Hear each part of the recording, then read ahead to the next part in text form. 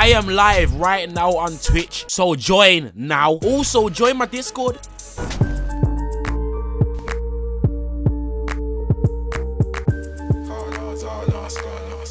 I'm gonna react to this video right here called listen, look at the title, fam. Man said rappers that are killers, fam. It's an evil video, evil. But you know I gotta get a certain evil for the YouTube channel, fam. I mean, yo, my most viewed video, yeah, on the Lil Man Live channel is UK knife fights.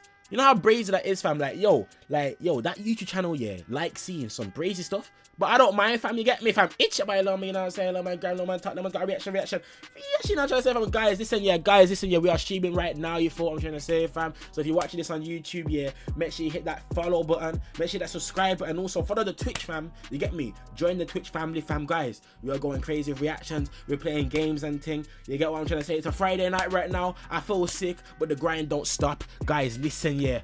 Yo, rappers that are killers, fam. You lot are actually brazy, fam. Chat, who do you think's gonna be in here? Let me know. Alright then. Pretty much every rapper nowadays talks a big game in their lyrics. Gang affiliations, sex, drugs, even murder. And while most of these artists are all talk, some of them have actually done what they rap about, including taking a life. Not sure which artists are telling the truth and which are exaggerating about their criminal activities. Here's an exclusive look at 3 rappers that are actually real-life killers. I'll look at the photo. King Von. Born as Davon Bennett in 1994, Chicago native King Von spent most of his childhood on O Block, the most dangerous streets in the whole city. Bro, King Von has like 13 bodies, bro. How did he get away with all of them, though? Like, that's what I don't understand, bro. Plagued by gang violence between the Black Disciples and the Gangster Disciples, this block is a hotspot for crime and violence of all types. A few lucky ones made it out though, like Chief Keef and Michelle Obama. Von got involved in gangs early on since the neighborhood was basically running patrol by them. Man said a Michelle Obama, fam. I did not know Michelle Obama was from Chicago, bro. Joining up with the Black Disciples was more of a way to get some protection than anything else. But this gang is widely known as one of the most dangerous and violent street gangs in Chicago. They specialize in gun and drug trafficking, illegal gambling, kidnapping, and yes, even murder. King Von was always in trouble growing up, but as he got older, the charges became more and more serious.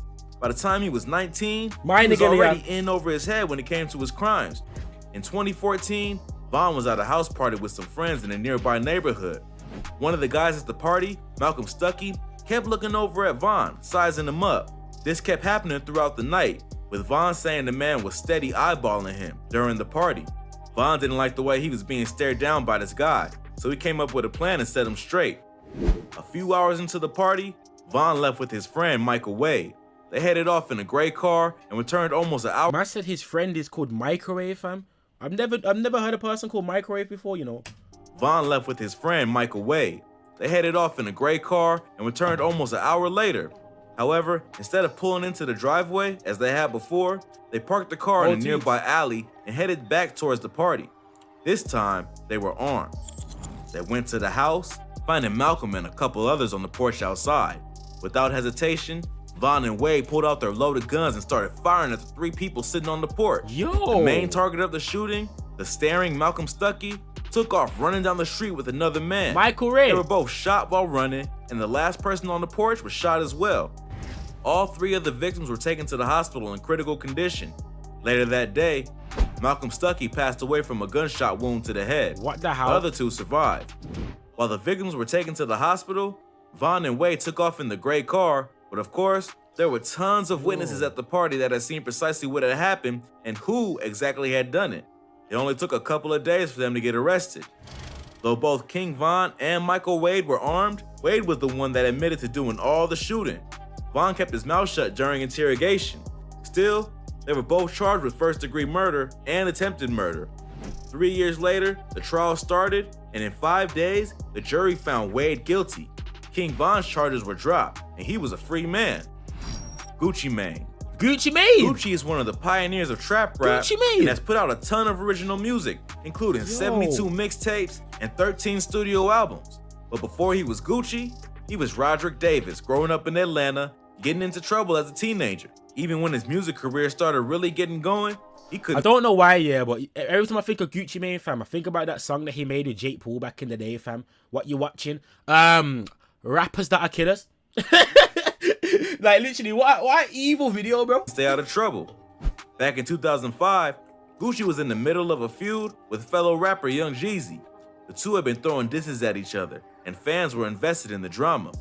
In May, Jeezy released a track called Stay Strapped, where the lyrics basically put a bounty on Gucci Mane's signature ice cream cone chain. The person who handed the chain to Jeezy would get a payment of $10,000.